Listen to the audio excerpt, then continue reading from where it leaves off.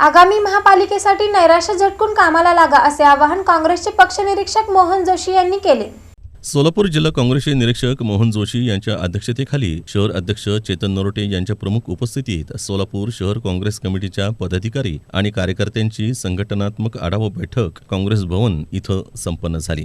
या आढावा बैठकीत काँग्रेस पक्षाच्या ध्येय, धोरणाचा प्रचार प्रसार, विचारधारा, पक्ष संघटना मजबूत करणं तसंच आगामी स्थानिक स्वराज्य संस्थेच्या निवडणुकांच्या तयारीबाबत सखोल चर्चा करण्यात आली। दरम्यान पदाधिकारी कार्यकर्त्यांशी संवाद साधताना महायुती सरकारविषयी सर्वसामान्यांच्या मनात अत्यंत रोष आहे। सर्वसामान्य नागरिक नाराज आहे। माजी केंद्रीय मंत्री सुशीलकुमार शिंदे, खासदार प्रणिती शिंदे यांच्या मार्गदर्शनाखाली आगामी महानगरपालिकेवर काँग्रेसची सत्ता आणण्यासाठी नैराश्य झटका। काँग्रेसचा सुवर्णकाळ परत आणण्याकरता सर्वांनी एक दिलानं एकजुटीनं कामाला लागूया असं मोहन जोशी यांनी संवाद साधताना सांगितलं।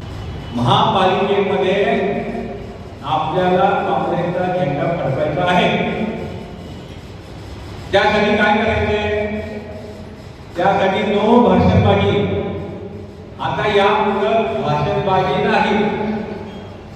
इतिहासात काय झालं, काय केलं, कसं झालं, काही नाही। आता आपल्याला एक प्लॅनिंग करावं लागेल। त्या प्लॅनिंगच्या माध्यमातून आपल्याला महानगरपालिकेच्या निवडणुकीपर्यंत आपल्याला एक नियोजन करून आणि चांगला कार्यकर्ता आहे।